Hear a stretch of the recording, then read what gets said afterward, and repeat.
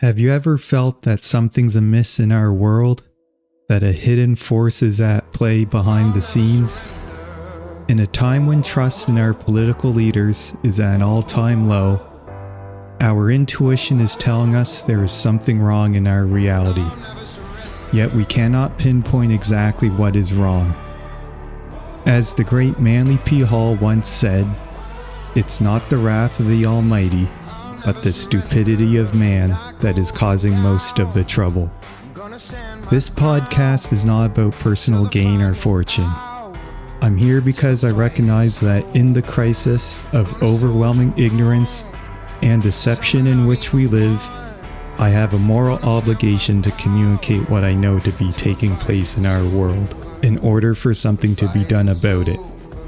Welcome to the Free Your Mind Canada podcast, where we dive into deep state politics, philosophy, the occult, spirituality, and above all else, natural law.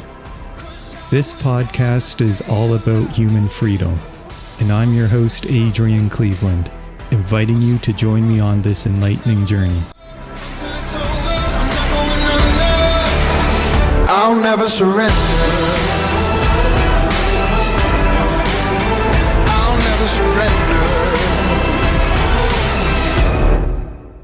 I'll never surrender.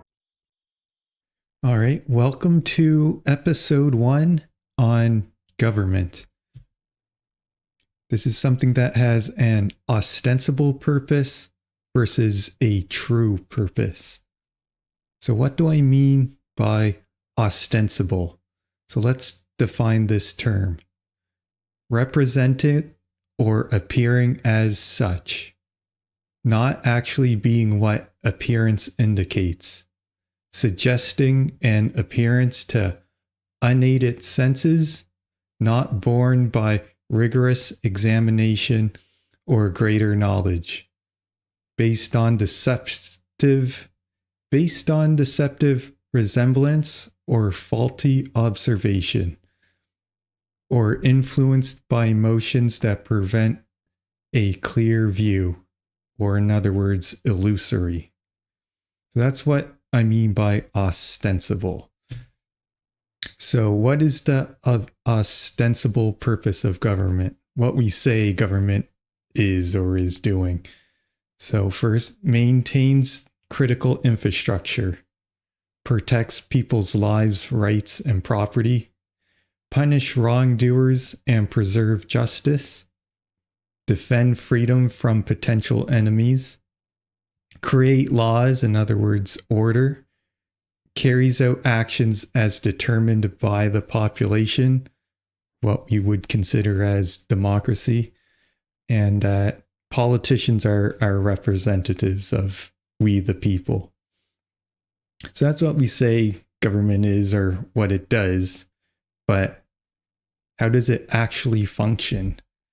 And a good analysis of this is by a book called Crisis of Democracy, created by David Rockefeller and his gang.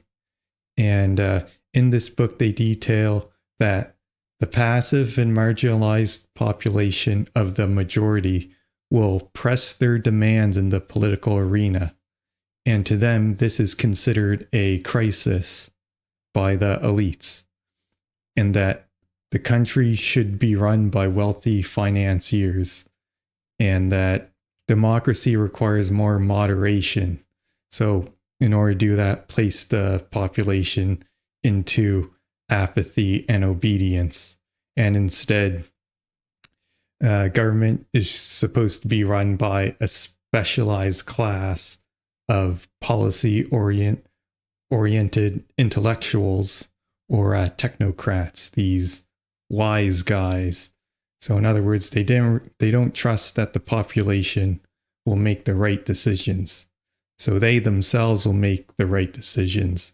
And those that are advocating for this technocratic state of wise guys, of course, they advocate it for their benefit and not really the benefit of the rest of mankind.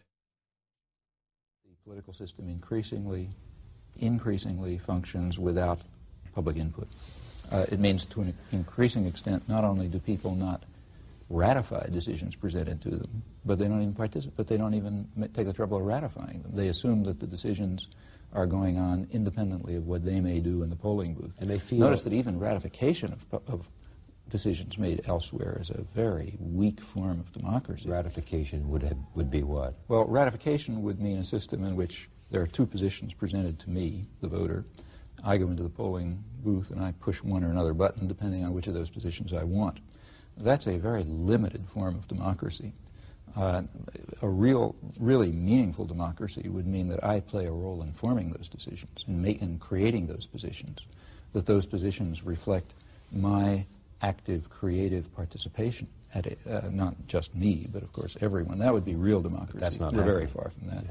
In a capitalist democracy, you have the problem, and it is always perceived as a problem, that the general population has a method of participating in decision-making. They can participate in politics. The state is not capable of stopping them. You can't shut them up. You can't put them in jail. You can't keep them away from the polls, and so on. And it's striking that that has always been perceived as a problem to be overcome. It's what's called the crisis of democracy. Too many people organizing themselves to enter the public arena. That's a crisis. So therefore, we have to have what Walter Lippmann, back in 1920 or so, called manufacture of consent. We have to ensure that actual decision-making, actual power is in the hands of what he called a specialized class, us smart guys, who are going to make the right decisions. And we've got to keep the general population marginalized because they're always going to make mistakes.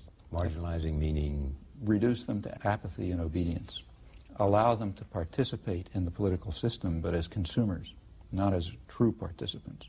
That is, allow them a method for ratifying decisions that are made by others, but eliminate the methods by which they might first inform themselves, second organize, and third act in such a way as to really control decision-making. That is, the idea is our leaders control us, not we control them. The doctrines of the Enlightenment held that individuals should be free from the coercion of concentrated power. Now, the kind of concentrated power that they were thinking about was the church and the state and the feudal system and so on. And you could sort of imagine a population of relatively equal people, at least equal white male property owners, who would be not controlled by those private powers. But in the subsequent period, a new form of power developed, namely corporations, with highly concentrated power over decision-making in economic life. That is, they control over what's produced, what's distributed, what's invested, and so on and so forth, is very narrowly concentrated. So this is why the vice president of a large corporation would say the public mind is the chief thing. The public mind might have funny ideas about democracy, which say that we should not be forced simply to rent ourselves to the people who own the country, and own its institutions. Rather, we should play a role in determining what those institutions do. That's democracy. If we were to move towards democracy, and I think democracy even in the 18th century since, we would say that there should be no maldistribution of power in determining what's produced, what's distributed, what's invested, and so on. Rather, that should be that's a problem for the entire community. In fact, there are, in my own personal view, unless we move in that direction, human society probably isn't going to survive. Why? So what's the dysfunction in government about? Well, for one thing, it's called polarization of the parties. That's just not accurate. I mean, think about what's happened in the United States. You go back about 50 years, and the United States was described, not incorrectly, as a one-party state, the business party, with two factions called Democrats and Republicans. And that was pretty accurate. But something changed. No time to talk about it, but in the last roughly generation, 30, 35 years, there's been a significant change in the economy, and it's led to a change in the political organizations. We're still a one-party state, the business party. We still have two factions, but they're not Democrats and Republicans. One faction is moderate Republicans who are called Democrats. So the Democrats today are pretty much the moderate Republicans of a generation ago. You know, people say the moderate Republicans have disappeared. No, they haven't. They've just become Democrats. And the other faction was, as the two parties drifted to the right, the Republicans just went off the edge. They became the party of the very rich and the corporate sector. Well, you can't get votes that way. Really, in government represents wealth and power. So as Noam Chomsky just said, the two-party system is actually a one-party system, and what he calls the business party. So government policy represents the interests of corporate power, which is done through lobbying. This is the same here in Canada and as it is in the US. So Noam Chomsky is saying there is an articulation of American politics, but it's the same here in Canada. An analysis of government policy confirms this to be true. So if the citizenry actually went out and did the research on all these government policies, whether it be our domestic policy, our economic policy, or our foreign policy, you will see that corporate power is all over the decisions that our government makes policy-wise. And so what happens when corporations get involved in government, it becomes this vicious cycle of wealth and power between government and the wealthy. So in other words, you got the corporate lobbying, which puts money into government. Government creates regulations in the industry, which create more wealth for these private corporations, which then it creates this cycle of you get more wealth through government regulations, and then that allows you more power in the government and more means to influence it with wealth. And this is talked about in Friedrich Bastiat's classical liberal philosophy, his pamphlet called The Law, which we say government's there to create law and order, but he makes an argument that it tends to do the opposite if it's used for the wrong purposes, between negative law and positive law. So Bastiat makes the argument that the law should only be used to protect property of individuals. In other words, negative law, as in there's a list of things you can't do to your fellow neighbor, and the government would stop you from doing that. Versus what we have now, where the law becomes a tool of those who are in power to achieve a certain set of objectives. In other words, known as positive law. And so positive law is used by corporate power by lobbying and creating regulations for their industry. So wealth is obtained by involuntary means through the use of force, fraud, or coercion from those who obtain wealth voluntarily. Friedrich Bastiat called that plunder. For when plunder is abetted by the law, it does not fear your courts or gendarmes and your prisons. Rather, it may call upon them for help. And then, so when you have people using government as a tool to gain wealth rather than doing that freely in a free market, what happens after that is people actually end up rebelling against that, and they want to use government for their means, for what Friedrich Bastiat is displaying as a form of false philanthropy. So, and just quoting him here, men naturally rebel against the injustice of which they are victims.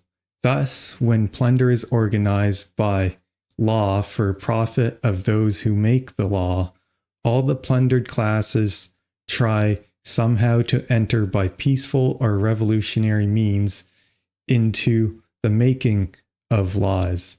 So in other words, we get this another kind of vicious cycle where a few small group of individuals are using the government for plunder for their own personal gain, and then everybody else wants to get in to try and do good for society. In other words, he's making an argument against socialism and what happens once socialism takes over the reins of government. It's a form of false philanthropy. The law pervert it, and the police powers of the state pervert it along with it. The law, I say, not only turned from its proper purpose, but made to follow an entirely contrary purpose. The law become the weapon of every kind of greed. Instead of checking crime, the law itself guilty of the evils it's supposed to punish. So the issue with government is it suffers from this paradox of authority. So why are governments morally justified to take actions that no individual or group of individuals are permitted to take? Are not all actions objectively moral or immoral? If so, how does government have special rights that others don't? This lack of logic has been stated over and over again in philosophy. So just quoting a few, it is self-evident that no number of men, by conspiring and calling themselves a government, can acquire any rights whatever over other men, or other men's property which they had not before as individuals. Lysander Spooner. Government is nothing but men acting in concert. The morality and value of government, like any other association of men, will be no greater and no less than the morality and value of the men comprising it. Since government is nothing but men, its inherent authority to act is no way greater or different than the authority to act of individuals in isolation. Government has no magic powers or authority not possessed by private individuals. Let he who asserts that government may do that which the individual may not assume the onus of proof and demonstrate his contention. Chris Ly Spooner. If the natural tendencies of mankind are so bad that it is not safe to permit people to be free, how is it that the tendencies of these organizers are always good? Do not the legislators and their appointed agents also belong to the human race? Or do they believe that they themselves are made of a finer clay than the rest of mankind? The owners maintain that society, when left undirected, rushes headlong into its inevitable destruction because the instincts of the people are so perverse. The legislators claim to stop this suicidal course and give it a saner direction. Apparently, then, the legislators and the organizers have received from heaven an intelligence and virtue that place them beyond and above mankind. If so, let them show their titles to this superiority. Friedrich Bastiat in The Law. The natural liberty of man is to be free from any superior power on earth, and not to be under the will or legislative authority of man, but to have only the law of nature for his rule, and not to be subject to the inconstant, uncertain, unknown, arbitrary will of another man. As freedom of nature is, to be under no other restraint but the law of nature. John Locke in the Second Treatise of Government, which is a classical liberal text on what is the legitimate function of government. And John Locke makes the argument to preserve natural rights. So the next logical question to be asked is, what is natural rights? What is natural law? Maybe we should look into that and what that is. If we are the government, then anything a government does to an individual is not only just and untyrannical, but also voluntary on the part of the individual concerned. If the government has incurred a huge public debt, which must be paid by taxing one group for the benefit of another, this reality of burden is obscured by saying that we owe it to ourselves. If the government conscripts a man or throws him into jail for dissident opinion, then he is doing it to himself, and therefore nothing untoward has occurred. Under this reasoning, any Jews murdered by the Nazi government were not murdered. Instead, they must have committed suicide, since they were the government, and therefore anything the government did to them was voluntary on their part. One would not think it necessary to belabor this point, and yet the overwhelming bulk of the people hold this fallacy to a greater or lesser degree. Maury and Rothbard in The Anatomy of the State. Let's go over this term authority. Let's describe what it is, how we would define it. So authority, so the authority of government, authority is an illusion of a diseased psyche based entirely in violence and built upon the erroneous and dogmatic belief that some people are masters who have the moral right to issue commands, and others are slaves who have a moral obligation to obey the masters. That's what authority is. A few people dictating commands that the rest of everybody else has to follow. So let's just call it what it is. That's called slavery. Whether you understand that or not, that's what government is. It's slavery. It may not be the overt form of slavery like ball and chain slavery that we saw early century America against the African American population, but this is a covert form of slavery. Whether you like it or not, that is what authority is. So let's get into the etymology of the word government. Comes from the Latin verb gubernare. Notice it's not governare. There's no V in classical Latin. That's why it's a B. And gubernare means to control. And the Latin noun mens, meaning mind. So the word government, they're telling you right in the word, means to control the mind. So really, government is mind control. And that's correct. Because in order for a small group of individuals to control the majority of individuals, that requires a belief that is capable of doing. You can't control people, the majority of people, without a belief that a small number of people have the right to control others. It's just not possible. So we went over the ostensible purpose of government. We went into an intellectual analysis of how it actually functions, what is actually going on. So let's go over what the true purpose of government really is based on our newfound knowledge. So the true purpose of government is to work for the wealthy ruling class, not we the people.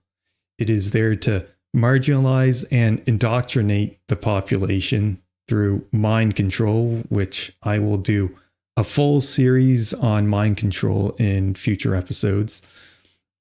It plunders people's lives, rights, and property, controls and ultimately enslaves the people who are its subjects, dictates commands called laws or so-called laws to protect its own interests and limit any threat to its continued control, conduct abject violence in the name of so-called safety and security, and it is the dogmatic belief called authority, where some people are masters who have the moral right to issue commands, while others are slaves who have a moral obligation to obey the masters, which in simple terms is slavery. I'm going to finish this episode off with a reading of Thomas Paine, who is said to have done more for the American Revolution with his pen than George Washington did with his sword, which he was speaking out against the established order of his day, which he very eloquently puts it. Perhaps the sentiments contained in the following pages are not yet sufficiently favorable to procure them general favor. A long habit of not thinking a thing wrong gives it a superficial appearance of being right, and raises at first a formidable outcry in defense of custom. But the tumult soon subsides. Time makes more converts than reason. As a long and violent abuse of power is generally the means of calling the right of it in question, and in matters to which might never have been thought of had not the sufferers been aggravated into the inquiry, and as the King of England hath undertaken in his own right to support the Parliament in what he calls theirs, and as the good people of this country are grievously oppressed by the combination they have an undoubted privilege to inquire into the pretensions of both, and equally to reject the usurpation of either. The cause of America is in a great measure the cause of all mankind. Many circumstances hath and will arise, which are not local, but universal, and through which the principles of all lovers of mankind are affected, and in the event of which these affections are interested, the laying a country desolate with fire and sword, declaring war against the natural rights of all mankind, and extirpating, destroying the defenders thereof from the face of the earth, is the concern of every man and woman hath nature given the power of feeling, of which class, regardless of party censure, is. Some writers have so confounded society with government as to leave little or no distinction between them, whereas they are not only different, but have different origins. Society is produced by our wants, and government by our wickedness. The former promotes our happiness positively by uniting our affections, the later negatively by restraining our vices. The one encourages social intercourse, the other creates distinctions. The first is a patron, the last a punisher.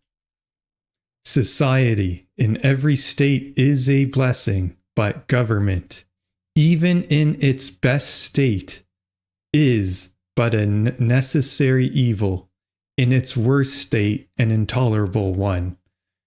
For when we suffer, or are exposed to the same miseries by a government which we might expect in a country without government, our calamity is heightened by reflecting that we furnish the means by which we suffer.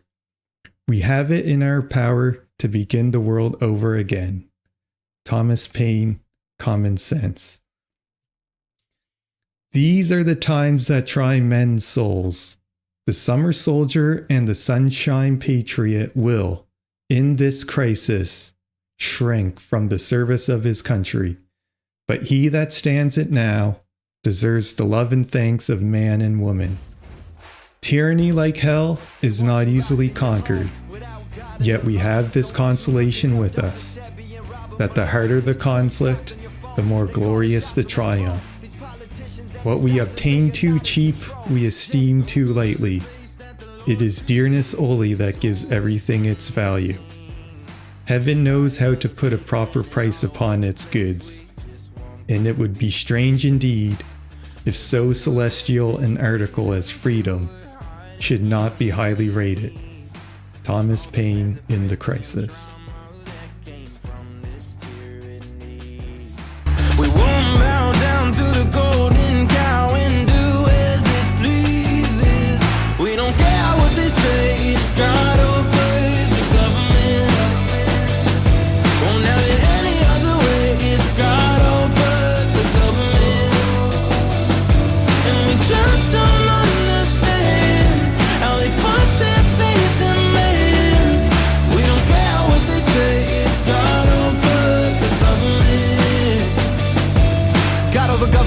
they covering innocent suffering. Won't let our freedom just crumble or disappear without a fight and a struggle. They want us so sick and don't want you recovering. Want you depressed and addicted to pills that they're giving. Not trusting decisions of these politicians. Right or left wing, it's not really that different. But Fauci in prison, they want you dependent on neighbors and sickness. Well, God is my witness, I don't need permission. They causing division through our television. They coming for children and all the traditions. So get ammunition, prepare for the war.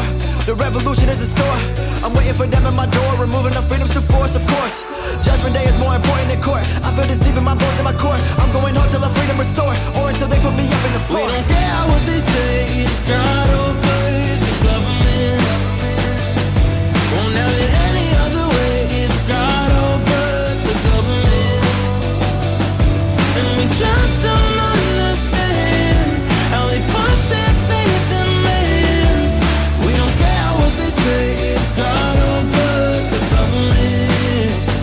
Hey, a patient that's cured is a customer loss. People still buy and let the Holocaust happen in front of their eyes while people just die. Stop their mandating these laws. Hey, government wanna replace all the parents. We cannot let them go tear us apart. Whether this all is apparent or not, don't care if these Karens are caring or not. We gon' be one nation gone under, if we not one nation under God. Bringing the people together through music, me and Jimmy never gonna stop. I ain't trusting no CNN, MSNBC or no Fox. Hey, all get funded from the same people trying to keep us all in that box. Hey, I ain't doing this for money, I ain't doing this for no props. We gotta start holding politicians accountable and that's one. We don't care what they say, it's God over